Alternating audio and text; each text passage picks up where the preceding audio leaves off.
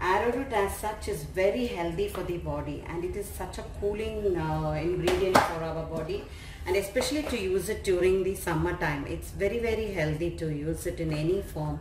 Either you make like this, or you can add a little bit of the arrowroot powder when you're making soups. Instead of the thickening agent as corn flour, you should substitute this corn flour, use the arrowroot there, and then consume somehow or the other. Arrowroot, I remember for me, is very much familiar with arrowroot, because when we were small, my dad used to have the garden in our backyard where he used to put lot of arrowroots there. So for me, like, arrowroot is like, I have seen that plant, how it is being cultivated and grown, cultivated, and then I have even helped my dad, you know, after school when we come back, my dad will take out all the arrowroot from the ground, and then and those days we have to grind. You don't have mixie and all, so we have to grind it. Let me have a munch and see. Very nice. Okay, back to the story. So what he used to do is, he used to take out the from underground, and those roots, what we used to do is, we used to grind in stones. We used to grind them, and then we used to you know, put lot of water and make it watery like, and then he will put a muslin cloth like, and then we put this arrowroot entire what we have grounded onto it, and then he will squeeze it up. So then you will get one kind of liquid. Then that liquid we will keep it for some time.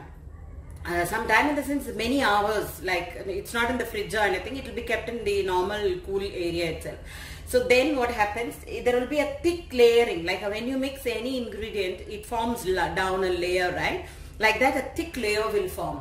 Once that thick layer is formed, we will take it out again, tie it on a muslin cloth, and then hang it up.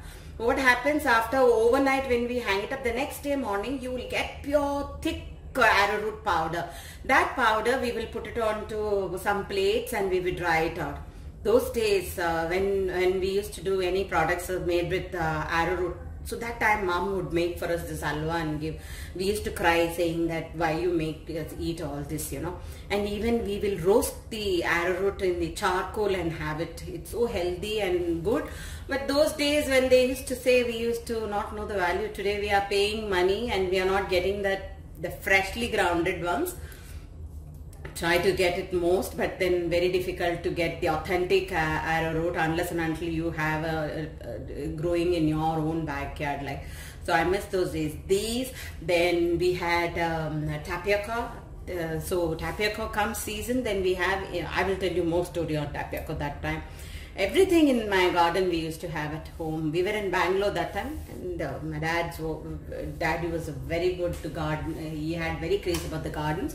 He used to have lots of plants and everything. Name the tree, we used to have it at our house. So for me, my childhood is like filled with lot of memories for me.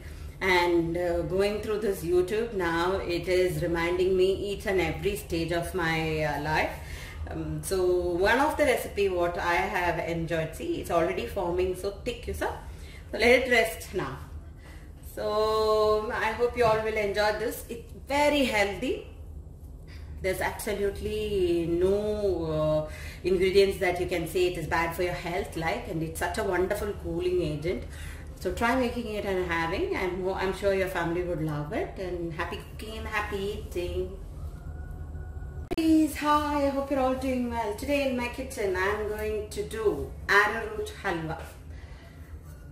Ingredients that we need for this recipe. I need about half cup of the arrowroot powder. To it I have taken 1 tablespoon of the rice flour, and I have taken 2 cups of the normal water, 2 tablespoons of the sugar, and I have taken 2 cups of the same cup. Okay, I have taken measurements all in this half cup. Okay, so I have taken half cup of this flour, then I have taken 1 cup of the 1:2. So if you're taking half cup flour, then you take 2 cups of the water. The half cup, same half cup, I'll be taking 1 time the jaggery. The jaggery I have melted with a little bit of water. Jaggery, see, I melted like this and I have kept here. which we will be using it into the recipe. And I need 1 tablespoon of ghee. If you want, you can add 2 tablespoons, absolutely no problem. Then you can add little the ilachi powder and some coconut for garnishing.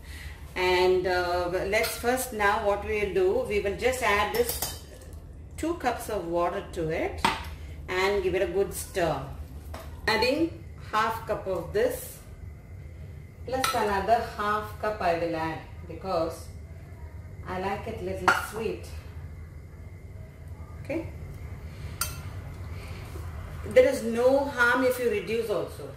So don't worry about it. If you want less sugar, you just do it like that. And then I'm going to add the mixture what we have diluted and kept. Okay. To it I'm going to add in the sugar as well here. And you have to continuously stir is only the work. This is so liquid now. You have to keep stirring till it forms a thick consistency. You can just touch and see now if the sugar, the level of the jaggery, if you want more, you can just add up more, okay? Don't take your hands out from here, because the moment you take, see how they form lumps like they form. I've reduced the flame now. You see how fast that catches like this? It becomes so thick, so. I'm just making it more thick. Now at this time I'm going to add in some ghee that I have about 1 tablespoon. I will add in some ilachi.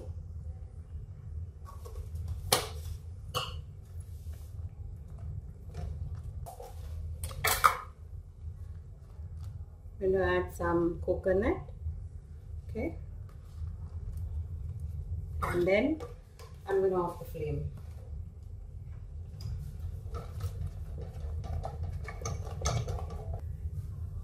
See, I've taken the steel plate and I've greased it very well. Now I'll transfer this mixture to the other plate now.